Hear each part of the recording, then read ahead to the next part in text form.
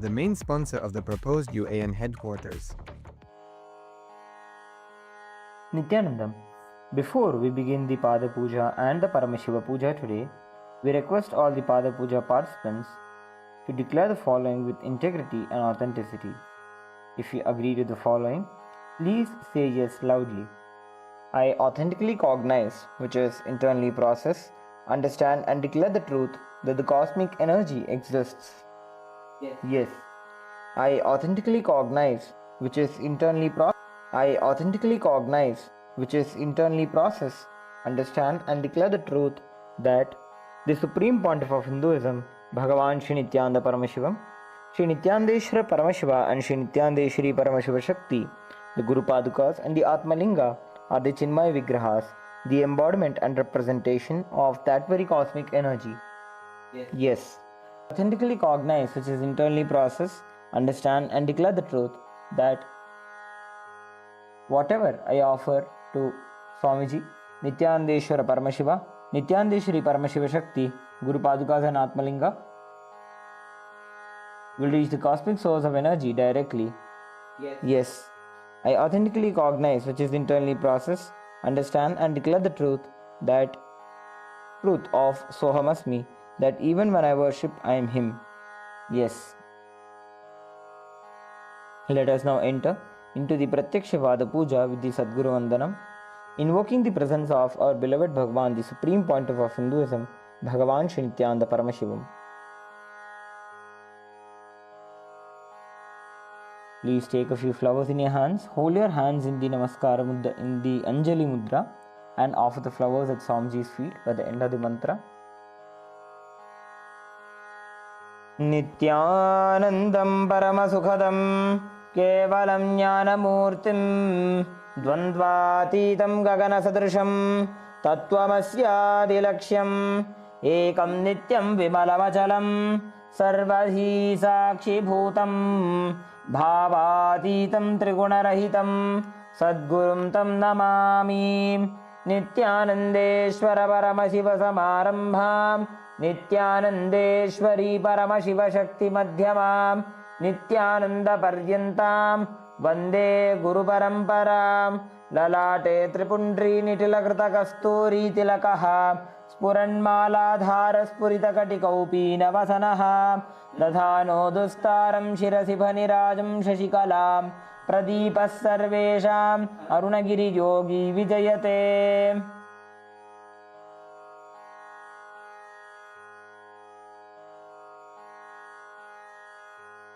Next, we'll begin with the Tattva Achamanam. Om Atma Tattvam Shodhayami Swadha. Om Vidya Tattvam Shodhayami Swadha. Om Shiva Tattvam Shodhayami Swadha. Please wash your hand with another dani of water. With the base of the right thumb, wipe your lips twice from the right to the left.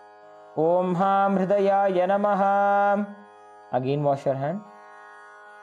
With the tips of the index, middle and ring fingers joined together, touch above the upper lip and below the lower lip. Again wash your hand. With the index finger and thumb joined together, touch the right nostril, the left nostril. With the ring finger and thumb joined together, touch the right eye, the left eye, the right ear and then the left ear. Again wash your hand.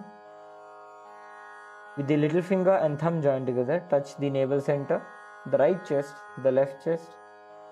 With all 5 fingers joined together, touch the top of the head, the right shoulder, left shoulder and then the heart center. Again wash your hand.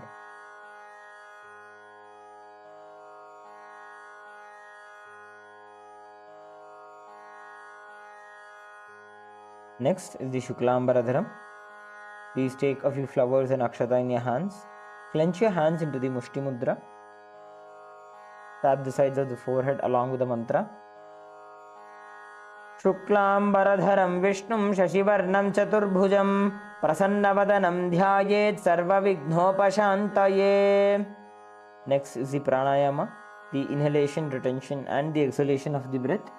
Please perform the pranayama as we chant the Samhita mantras.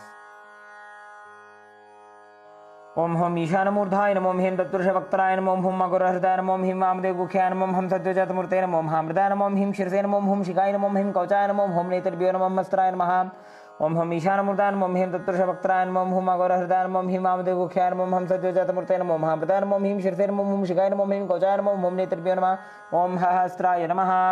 ओम हम ईशानमूर्धाय नमो ह्रीं तत्पुरुषवक्त्राय नमो हुम अघोरहृदाय नमो ह्रीं वामदेवगुख्याय नमो हम सत्यजातमूर्तये नमो प्रदाय नमो ह्रीं शिरसे नमो हुम शिखाय नमो ह्रीं कवचाय नमो होम नेत्रभ्यो नमः। ओम सहस्राय नमः।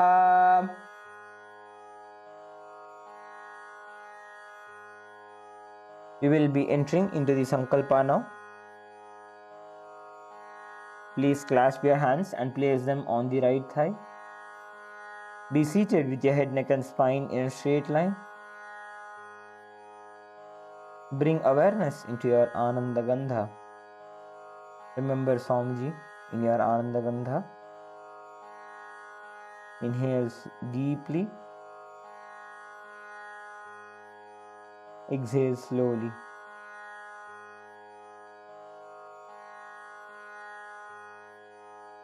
Set your intention for the day as to whatever you want to manifest. May it be a breakthrough in your power manifestation, in your completion, and even to manifest a deeper feeling connection, bhakti towards Swamiji.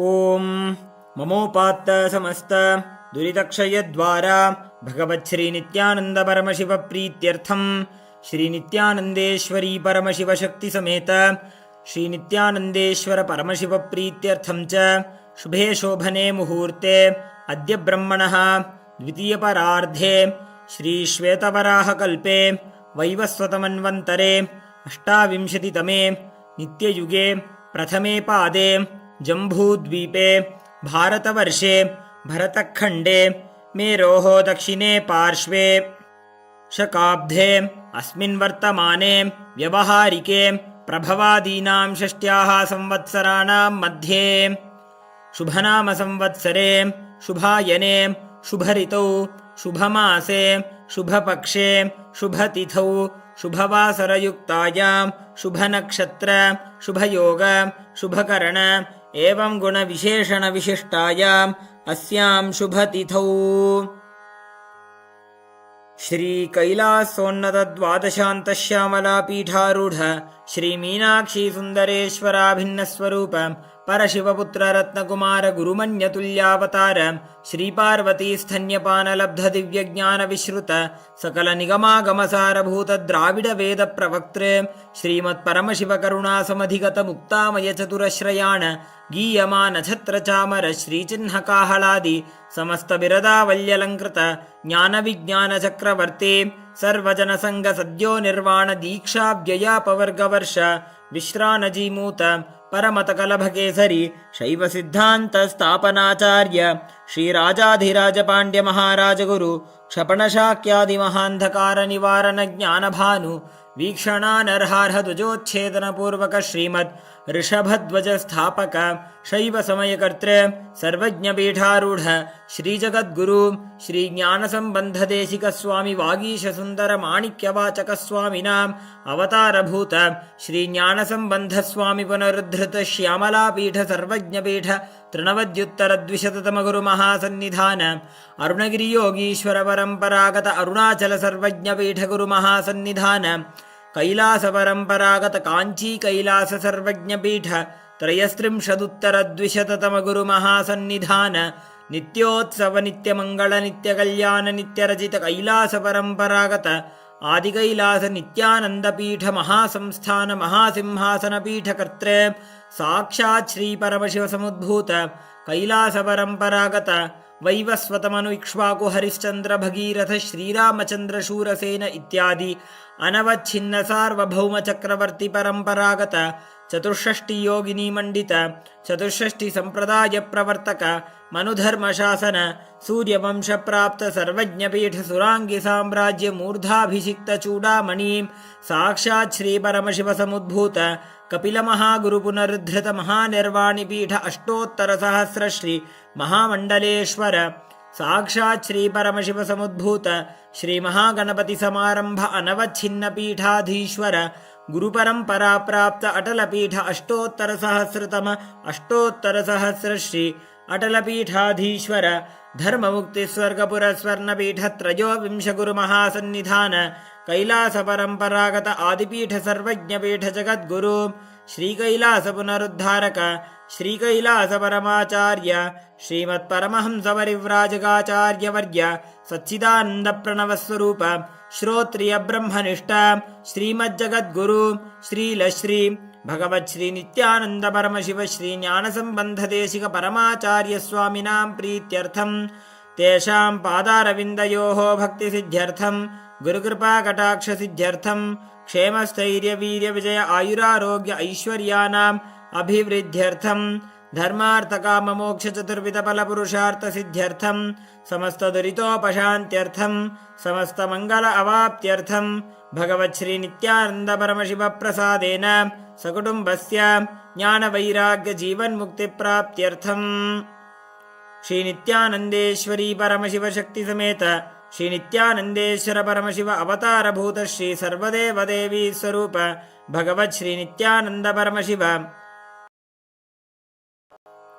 श्रीनित्यानन्देश्वरी Paramshiva शक्ति समेत श्रीनित्यानन्देश्वर परमशिव अवतारभूत श्री सर्वदेवदेवी स्वरूप भगवच्छ्री नित्यानन्द परमशिव प्रत्यक्षपाद पूजां करिष्ये श्रीनित्यानन्देश्वरी परमशिव शक्ति समेत श्रीनित्यानन्देश्वर परमशिव पूजां च करिष्ये। ओमप उपस्पृश्य Please drop the flowers and akshata onto your right hand side and rinse your hand with an uddarni of water. Om apa upasprishya.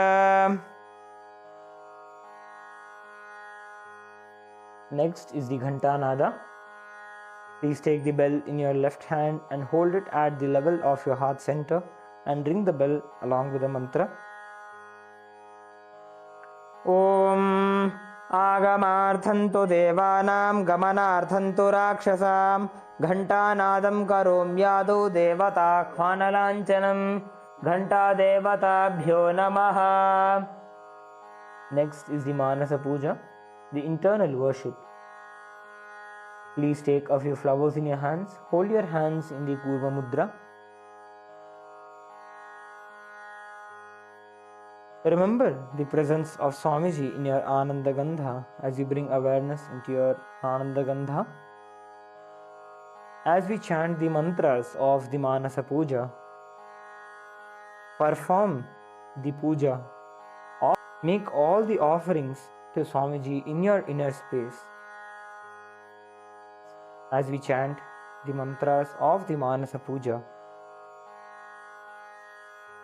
the meaning of the mantra we will chant now is: I offer a seat in the lotus of my heart, which is anointed with the nectar from the 1,000-petaled lotus.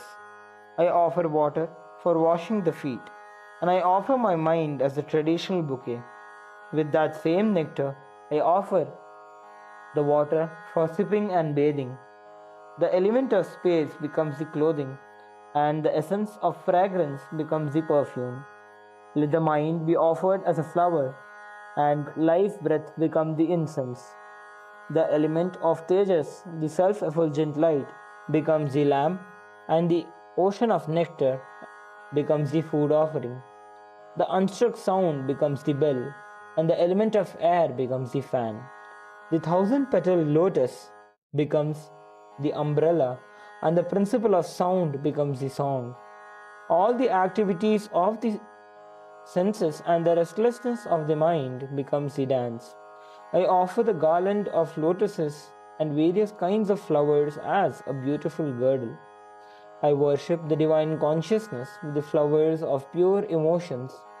I offer the flowers of absence of deceit, absence of ego, absence of attachment, absence of pride, absence of delusion, absence of hypocrisy, absence of hatred, absence of agitation, absence of envy and greed. The wise know these as the 10 flowers. The non-violence is the supreme flower, and the control of senses, compassion, forgiveness, and wisdom are the 5 flowers.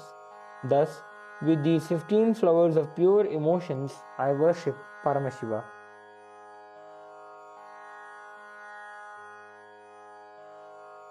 Let us now enter into the Manasa Puja.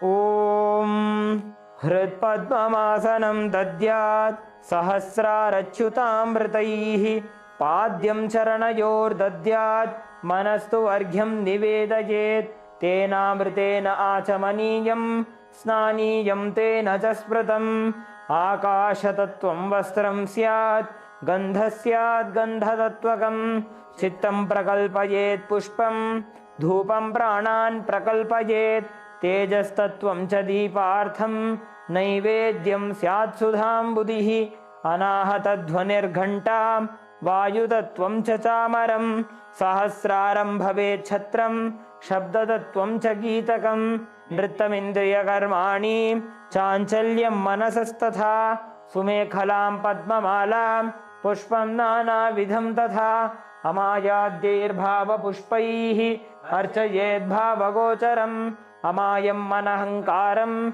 Aragam Mamadam Tatha Amohakamadam Pancha Advesha Akshobhakau Tatha Amatsaryam Malobham Cha Dashapushpam Vidurbudhaha Ahimsa Paramam Pushpam Pushpam Indriya Nigraha Daya Pushpam Kshama Pushpam Jnana Pushpancha Panchamam Iti Panchadashair Bhava Pushpaihi Sampujayet Bhagavantam Shri Nithyananda Paramashivam. Next is the offering of the Upachara Puja, the external worship. First is the offering of Asanam, the offering of the seat. Now please take some akshatas in your hands and offer it at Swamiji's feet by the end of the mantra. Asanam Om Sarvabhutantarasthaya Sarvabhutantaratmane Kalpayam Yupaveshartham Asanam Te Namo Namaha Om Hrim Idam Suvarnasanam Sarvadeva Devi Swarupaya Bhagavate Shri Nithyananda Paramashivaya Namaha. Next is the offering of Swagatam, the offering of welcoming the Master. Now, please take a few flowers in your hands and offer it at Swamiji's feet by the end of the mantra. Swagatam Om Shantatvat Sarvakartritva Bhavo Paratikaranat Shiva Uktau Mahatantra Mantravidbhis Sada Shivaha Tasmai Shivaya Gurave Vitaraga Kalaya Vai Ameyatvat Anantoyam Ajatva Cha Prakirtitaha Yasya Darshanam Icchanti Deva Swabhishta Siddhaye Tasmai Te Parameshana Swagatam Swagatam Prabho Adya Me Sabhalam Janma Jivanam Sabhala Kriyaha Swagatam Yatvaya Tanme Tapasam Phalamagatam Om Hrim Sarvadeva Devi Swarupa Bhagavat Shri Nithyananda Paramashivam Swagatam Suswagatam Te. Next is the offering of Padyam, the offering of water for washing Swamiji's feet. Now please take an udarni of water and offer it at Swamiji's feet along with the mantra. Padyam Om Yad Bhakti Lesha Samparkat Paramananda Samplavaha Tasmai Te Parameshana Padyam Shuddhaya Kalpaye Om Hrim Etat Padyam Sarvadeva Devi Swarupaya Bhagavate Shri Nithyananda Paramashivaya Namaha. Next is the offering of Arghya, the offering of the traditional bouquet. Now please take the conch decorated with the Arghya and offer the water and the Arghya at Swamiji's feet by the end of the mantra. Arghyaha Om Durvakshata Samayuktam Bilvapatram Tatha Param Shobhanam Shankhapatrastham Grahanarghyam Maheshwara Om Hrim एषोऽर्घ्यः सर्वदेवदेवी स्वरूपाय भगवते श्रीनित्यानंद परमशिवाय स्वाहा.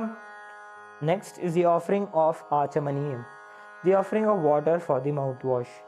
Now, please take an uddarni of water and offer it to Swamiji's feet by the end of the mantra.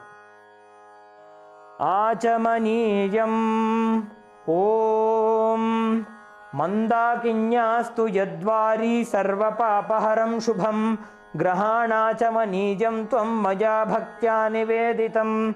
Om Hrim Idam Achamaniyodakam Sarvadevadevi Swarupaya Bhagavate Shri Nityananda Paramashivaya Svadha. Next is the offering of Madhuparka, the offering of the nectarine drink. Now please take the Madhuparka in your hands and offer it at Swamiji's feet by the end of the mantra.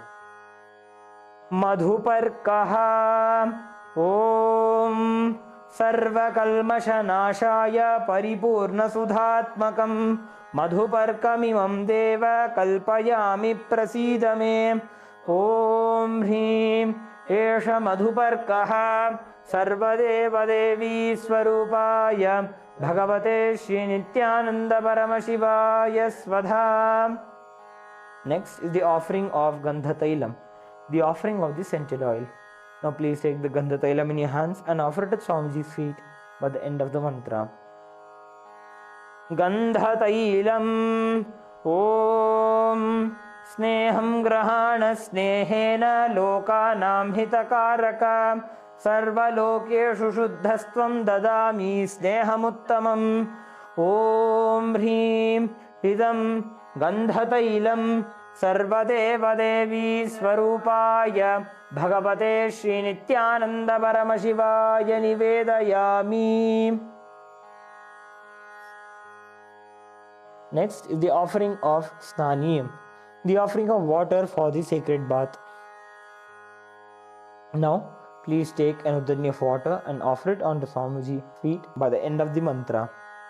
Snaniyam Om Idam Sushitalam Vari Swachham Shuddham Manoharam Snanartham Te Maya Bhaktya Kalpitam Pratigrihyataam. Om Hrim Idam Saniyodakam Sarvadevadevi Swarupaya Bhagavate Shri Nityananda Paramashivaya Nivedayami. Next is the offering of Vastram, the offering of the sacred clothes. Now please take the Vastram in your hands and offer it at Swamiji's feet by the end of the mantra.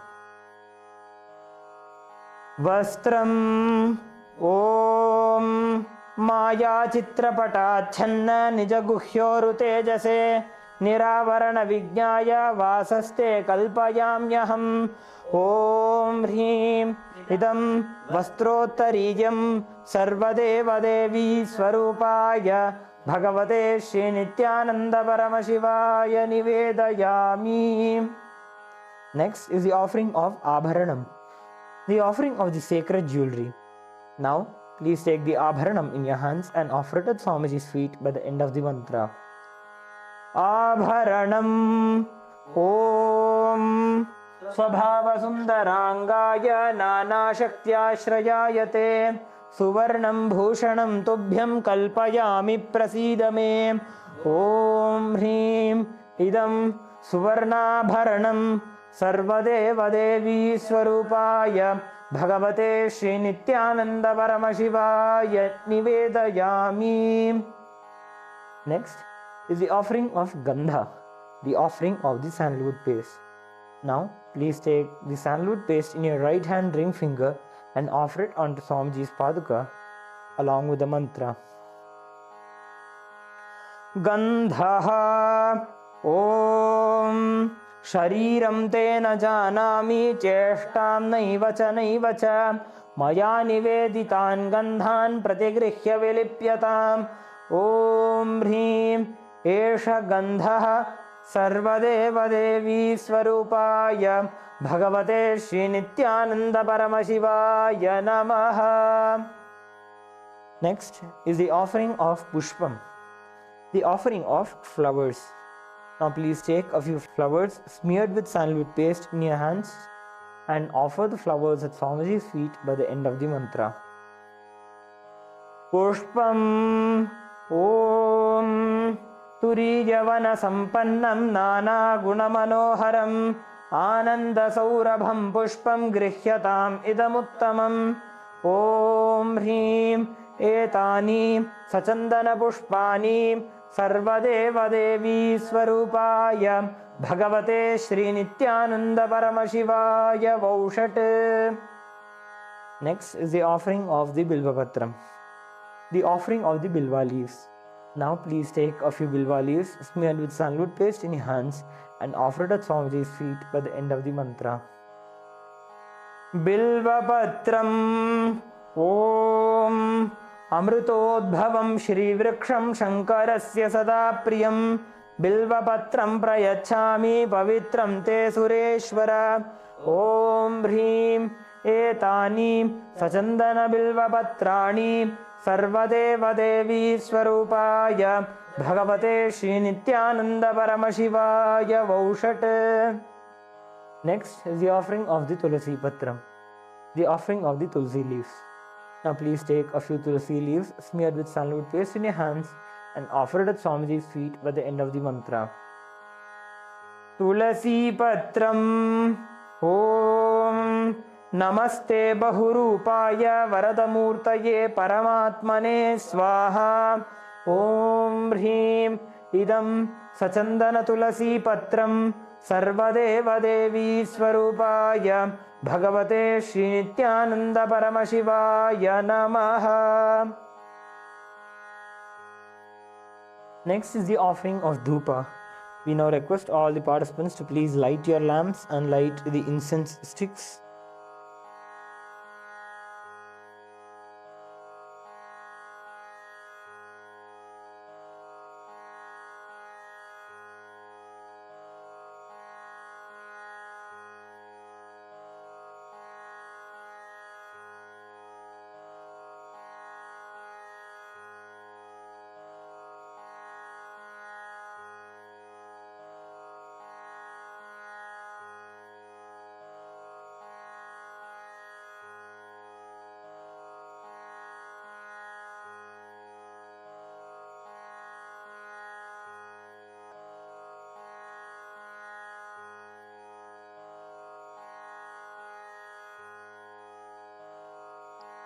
Next is the offering of Dhupa.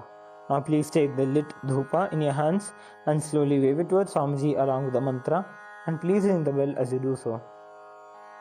Dhupaha Om Vanaspatiraso Divyo Gandhadyasu Manoharaha Aghreja Sarvadevanam Dhupoyam Pratigrihyatam Om Hrim Esha Dhupaha Sarvadeva Devi Swarupaya Bhagavate Shri Nithyananda Paramashivaya Namaha. Next is the offering of Deepa, the offering of the lit lamp. Please take the Deepa in your hands and slowly wave it towards Swamiji along with the mantra, and please ring the bell as you do so. Deepaha Om Suprakasho Mahadeepaha Sarvatastimirapaha Sabāhyābhyantarah Jyotirdeepoyam Pratigrihyatam Om Hrim Esha Deepaha Sarvadeva Devi Swarupaya Bhagavate Shri Nithyananda Paramashivaya Namaha. Next is the offering of Naivedyam, the offering of the food. Please take an udarni of water, hover it clockwise over the Naivedyam and offer the water at Swamiji's feet by the end of the mantra, and please ring the bell as you do so. Naivedyam Om Naivedyam Vividham Deva Sharkaradi Vinirmitam Maya Niveditam Bhaktya Grahana Parameshwara Om Hrim Idam Shopakarana Naivedyam Sarvadeva Devi Swarupaya Bhagavate Shri Nithyananda Paramashivaya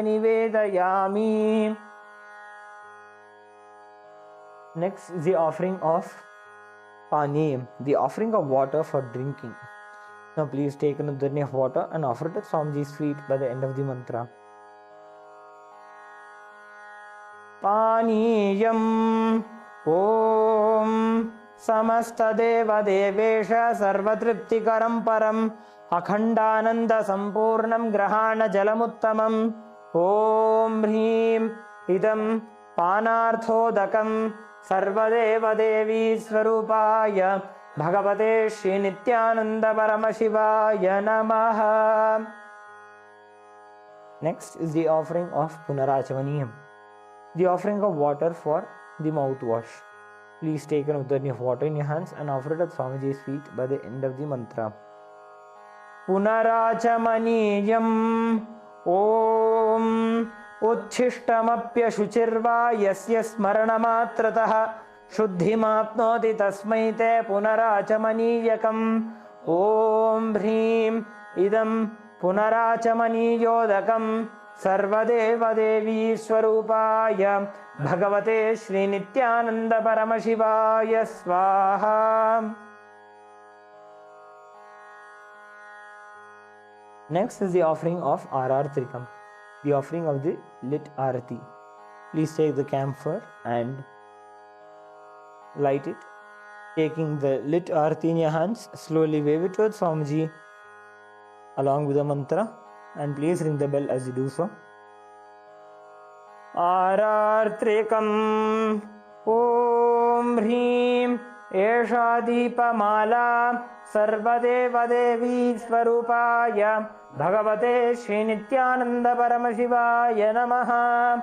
Om Sangrahanyeshtya Yajate Imam Janatagum Sangranhaniti Dvadasharatnirashana Bhavati Dvadashamasa Samvatsaraha Samvatsarameva Varundhe Maunji Bhavati Urgvai Munjaha Urjameva Varundhe Chitra Nakshatram Bhavati Chitram Va Etat Karma Karpura Gauram Karunavataram Samsarasaram Bhujagendraharam Sada Vasantam Hridayaravinде Bhavam Bhavani Sahitam Namami Bhavam Bhavani Sahitam Namami Bhavam Bhavani Sahitam Namami.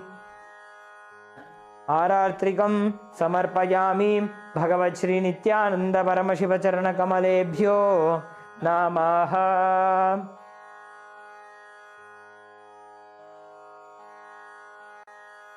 Next is the offering of Pushpanjali, the offering of the fragrant flowers. Please take a few flowers in your hands, hold your hands in the Anjali Mudra, and offer the flowers at Swamiji's feet by the end of the mantra.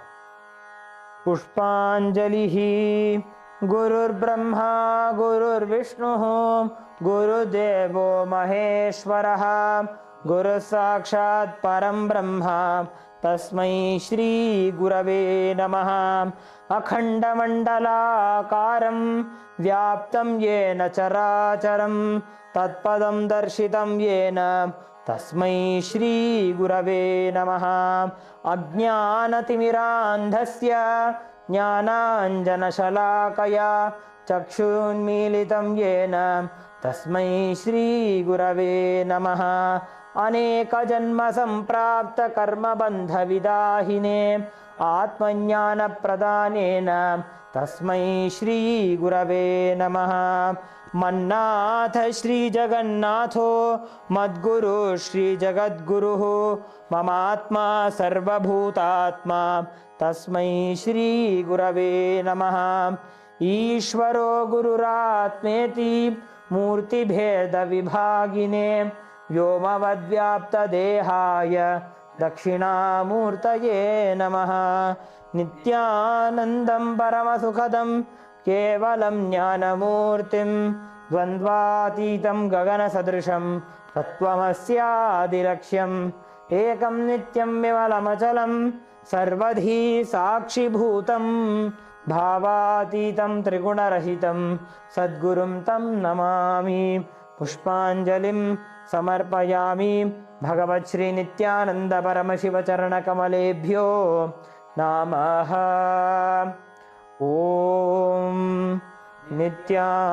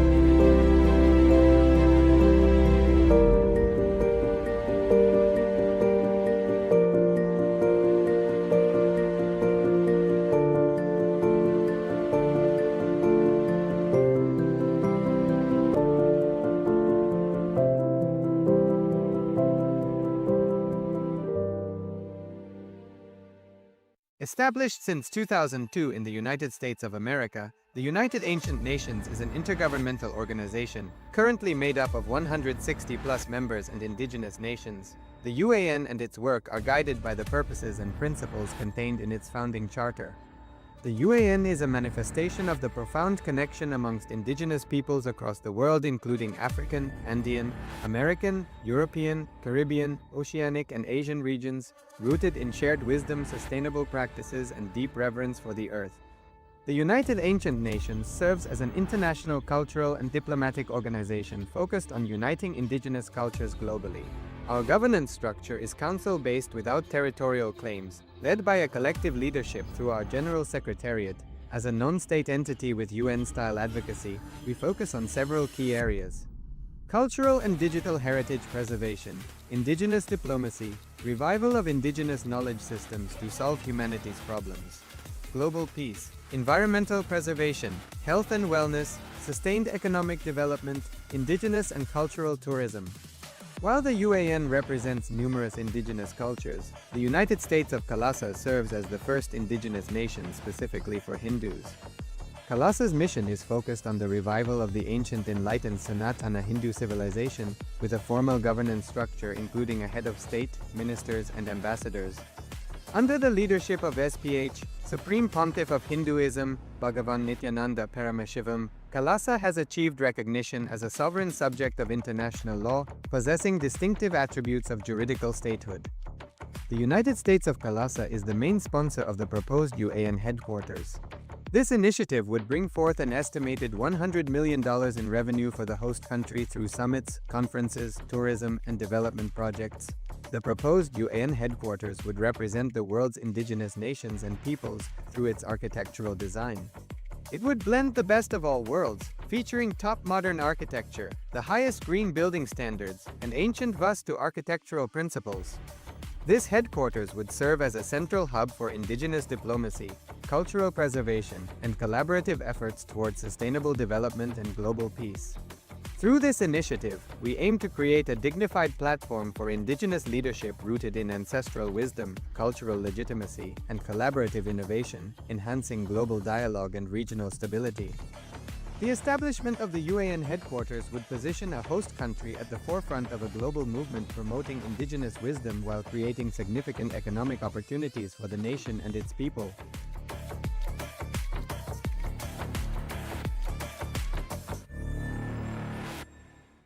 Around 5,000 years ago, at the end of Mahabharat War, the ancient enlightened Hindu civilization consisted of 10,000 Hindu traditions, or sampradayas, that existed in 56 Hindu nations, 200 Hindu kingdoms, 1,700 Hindu provinces that covered more than 6 million kilometers square of Asia. The Supreme Pontiff of Hinduism, SPH, Bhagavan Sri Nithyananda Paramashivam, is the reviver of KAILASA, this ancient, enlightened Hindu civilizational nation. KAILASA is an unbroken cultural, religious, historical, civilizational, and sovereign continuation and revival of multiple of these historical Hindu sovereign states and Hindu ecclesiastical entities. The unbroken continuity of these ancient Hindu nations through KAILASA results in the legal recognition of KAILASA as per the international customary law, particularly the doctrine of continuity. The international law, the doctrine of continuity, implies that upheavals and revolutions within a country, changes in government, territorial adjustments, measures taken during military occupation, or other internal transformations do not negate the existence of the country, do not affect the legal personality and international obligations of the country or state. The Vienna Convention on Succession of States in Respect of Treaties, 1978, addresses these principles of the doctrine of continuity as it outlines international law during situation of state succession or continuation. International law recognizes a state's legal personality by recognizing its identity. This perspective extends even during the period when the given state or country is annexed or occupied by a foreign power. Even in such cases, the legal personality of the state is considered to persist, enabling its subsequent re-establishment. Historical examples dating back to the 18th century include cases like Portugal and Genoa that were re-established after the Vienna Congress of 1815. More recent examples include countries such as Poland, Ethiopia, Czechoslovakia, Albania, and Austria that were re-established after World War II. Even when a nation is deprived of its territory, the nation continues to exist. Its sovereignty and international legal personality continues to persist. The Dalai Lama, as the spiritual and temporal leader of Tibet, exemplifies this principle. In 1959, the Dalai Lama was exiled and forced to flee. Despite the challenges faced, the Dalai Lama continues to advocate for the preservation of Tibetan culture and garners worldwide support for Tibetan autonomy on the global stage. Similarly, from 1309 to 1376, the Pope of Catholicism had been in exile in Avignon. Despite this, he was recognized as the head of state as well as head of the Church and given full privileges of the position after their return to Rome. Even in 1861, much of the papal territories had been lost, leaving the Pope with no sovereign territory other than the papal residence and related buildings. Yet his temporal powers were still acknowledged. He was recognized as a head of state, and later, the Lateran Treaty of 1929 formally re-established papal sovereignty over the Vatican City. The Sovereign Order of Malta further exemplifies this principle, retaining international recognition as a sovereign entity despite the permanent loss of their territory upon Napoleon's invasion in June 1798. Despite such permanent loss of territory, the sovereignty and the international legal personality of the Sovereign Order of Malta continued to persist. Much later in 1894, the order settled in Rome and acquired two properties, the Magistral Palace and the Magistral Villa that received extraterritorial status. Today, the order maintains diplomatic relations with 112 countries, issues its own diplomatic passports, currency, stamps, and vehicle registration plates, and has been granted observer status in the United Nations.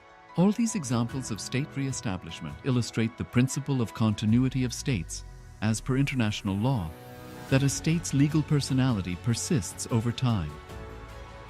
A nation continues to exist even after a complete loss of territory. A far more striking example is of the oceanic countries, which are under the threat of their entire nation being drowned and submerged due to rising sea levels owing to global warming. In response to such existential threat of climate change, Pacific Island nations, including Tuvalu, have enacted constitutional amendments and made international declarations affirming that their nation and their sovereign rights will continue to persist, despite their entire territory being lost to the sea. This proactive stance is highlighted in the Constitution of Tuvalu Act 2023 and the Pacific Islands Forum Declaration of 2021. The Supreme Pontiff of Hinduism, Bhagavan Nithyananda Paramashivam, through the line of succession, is the present 203rd Emperor of the Hindu Sovereign Kingdom of Surangi Samrajya. He was crowned on the 31st of December 2004 at the age of 26. Thus, by very same principles of the doctrine of continuity, through which the international legal personality of Portugal, Genoa, Poland, Ethiopia, Czechoslovakia, Albania, Austria, Vatican, Tibet, Sovereign Order of Malta, and several other nations has been recognized despite having undergone a period of exile, annexation, occupation by a foreign power, or despite loss of territory. The SPH Nithyananda Paramashivam, through well-established legal and historical facts about the Hindu sovereign state of the Surangi Samrajyam, derives all sovereign rights and powers of the royal lineage of the Surangi Samrajyam as its 203rd sovereign emperor, from his inheritance and continuation of the unbroken succession of the kingdom of Surya Vamsa Surangi Samrajyam Sarvanapitha. Surya Vamsa Surangi Samrajyam, through unification with 20 other sovereign Hindu states and sovereign ecclesiastical, historical entities, became part of the United States of KAILASA, which thus became a sovereign, independent juridical state, with the SPH Nithyananda Paramashivam as the sovereign. Just as how the oceanic nations like Tuvalu have safeguarded their sovereignty from the existential threat of total submersion by amending their constitution and asserting that their sovereignty will persist regardless of the loss of their territory, KAILASA, which is a sovereign continuation of 21 sovereign Hindu states and sovereign ecclesiastical historical entities, is also reviving and continuing the Kumari Kandam Hindu nations that got submerged. As per the doctrine of continuity, these facts imply that the Kailasa's statehood is recognized by international law and manifests as a natural outcome of well-established historical legal facts. Share your time, talent, and treasure.